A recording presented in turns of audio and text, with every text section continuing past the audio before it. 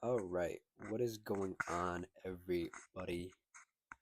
Back at it, going over some games. What I thought was going to be from the previous night, it eluded me that the next day after I recorded that last video, it was Thanksgiving. So I didn't have a chance to record a video um, about Wednesday night's games. It's currently Friday, so we're going to talk about Wednesday night games, and then we're going to preview tonight, Friday night's games. Um, yeah, let's just get into it. Hope everybody had a good holiday, and yeah, let's just hop right into it.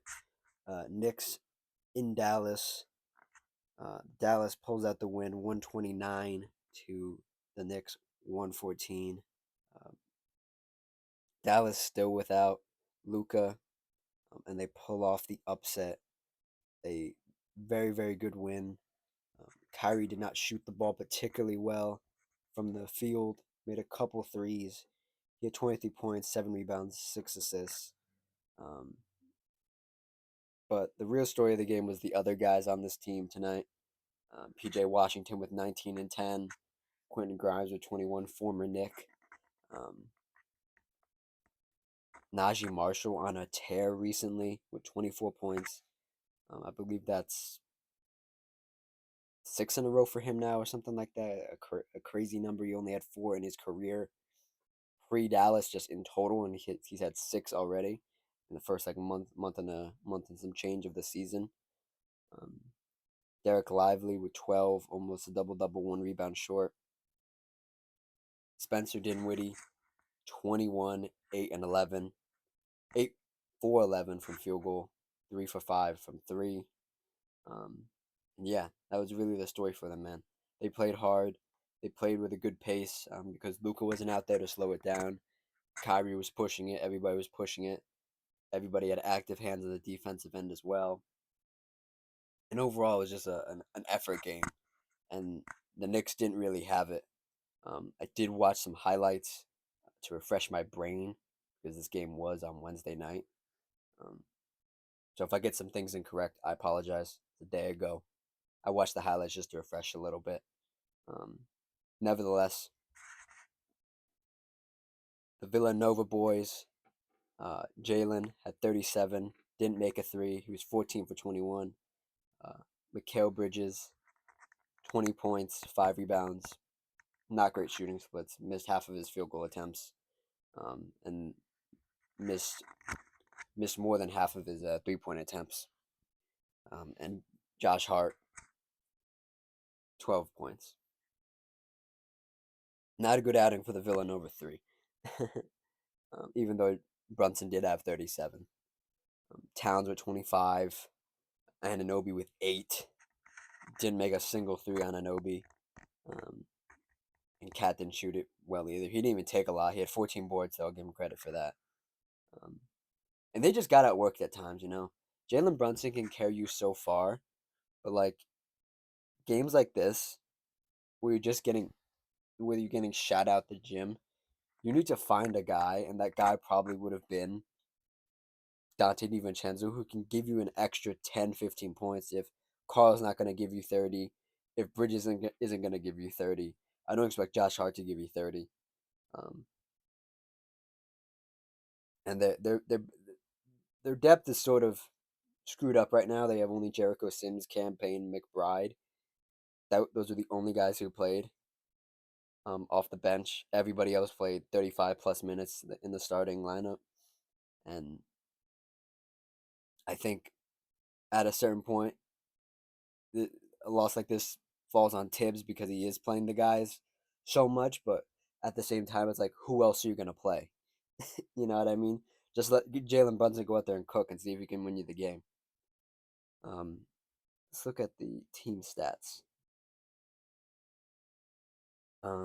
Let's see here.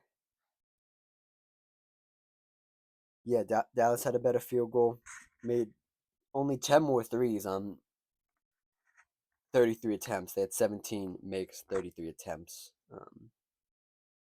3 point, they shot 51% from three compared to the Knicks 24. The Knicks did shoot a better free throw percentage, but they got outworked on the offensive boards, the defensive boards. Um, they got outworked off the turnovers. Um, fast break points were pretty even. Points in the paint were pretty even.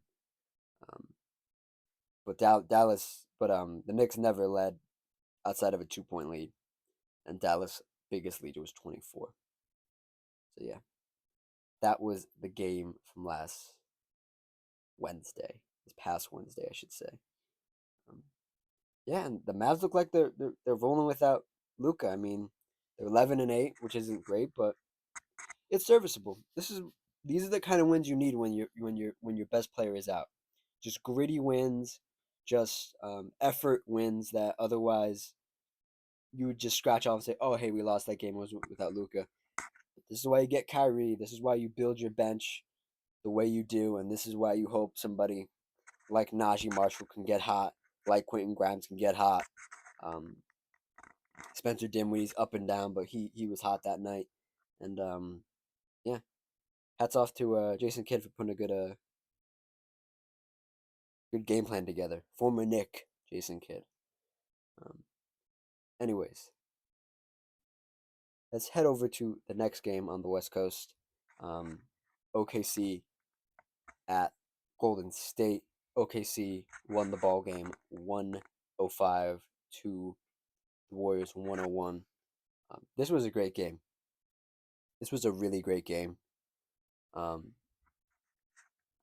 this felt like the first game of a playoff series where like some people are dinged up, but both teams know they could probably win this game because there are so many injuries on both sides.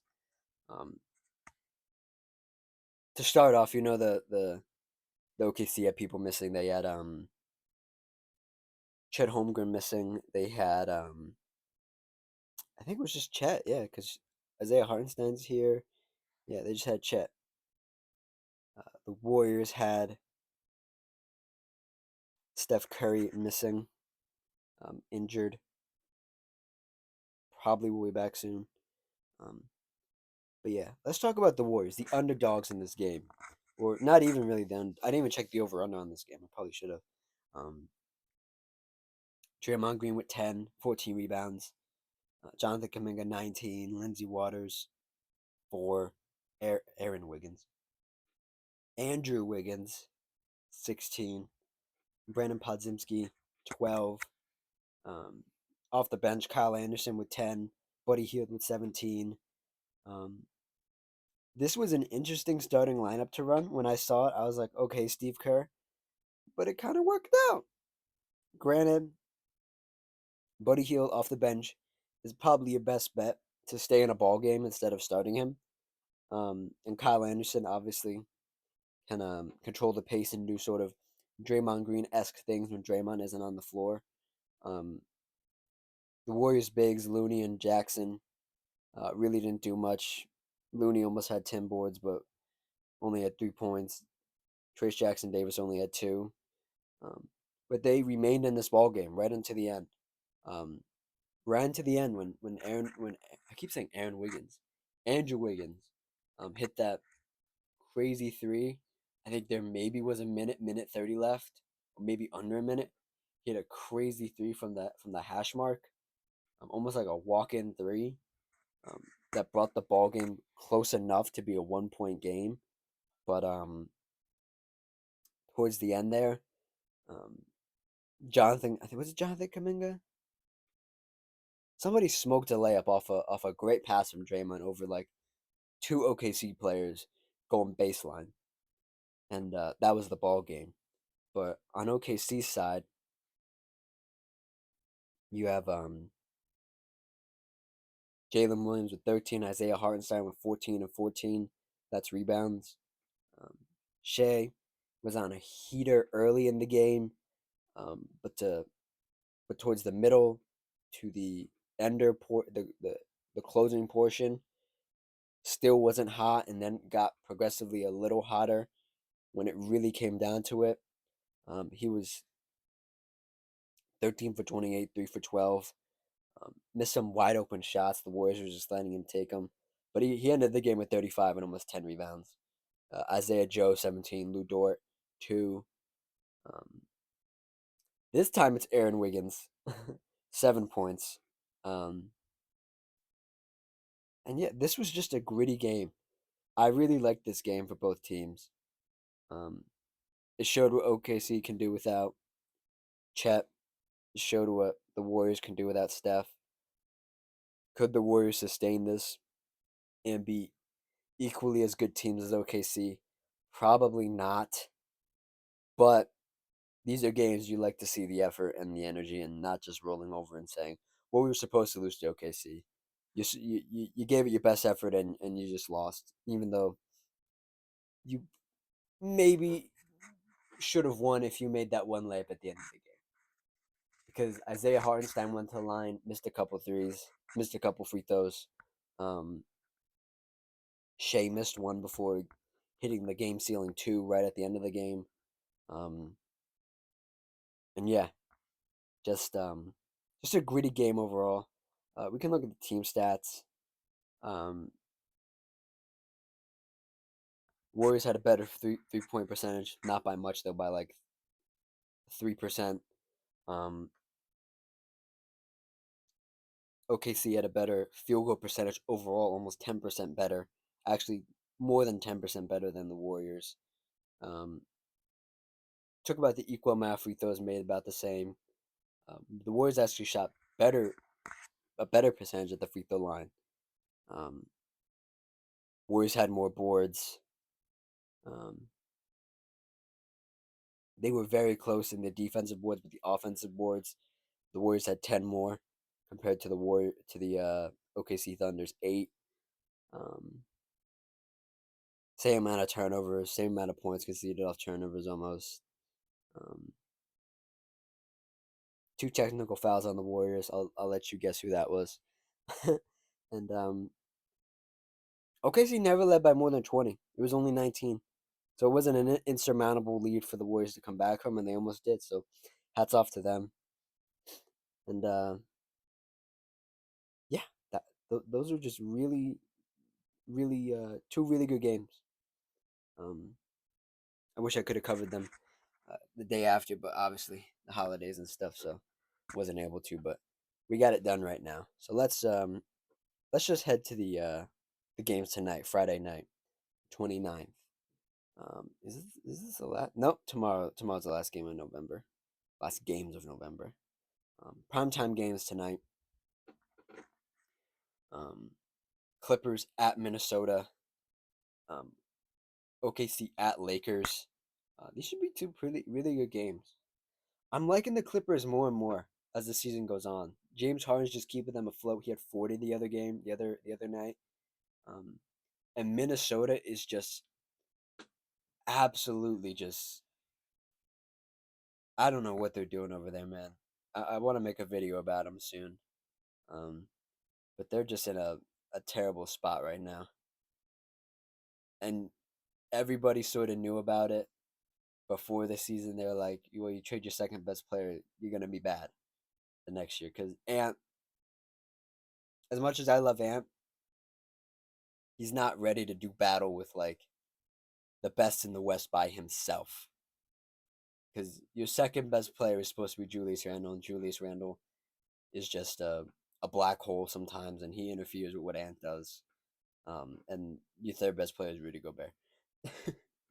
So I don't feel too good about the Wolves at the moment, but I'm gonna take the Clippers. I have to take the Clippers in this situation. We'll definitely talk about the Wolves at a later date, probably next week. Break down what's happening to them. And OKC still on their West Coast road trip um, against the Lakers. Lakers pulled out a good one the other day.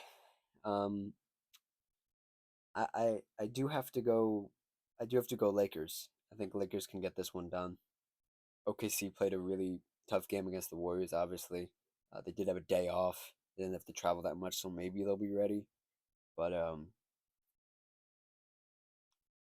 I could see Shea's slump carrying over to tonight's game, and yeah, I think this would be an equal matchup though. I think this would be a close game. I don't think it's gonna be a blowout. But I'll take Lakers. So yeah, thank you all for watching. That's the end of the video. Probably my shortest video. But we got it done. I wanted to get this out as soon as possible. And not linger on it so we can keep moving throughout the season. If you like the video, like it. If you have your own comments, comment. If you like what I have to say overall, maybe subscribe. That'd be awesome. And there'll be no videos this weekend, but um, we will review tonight's games on Monday and whatever else happens over the weekend in the NBA. And yeah, thank you for watching and cheers.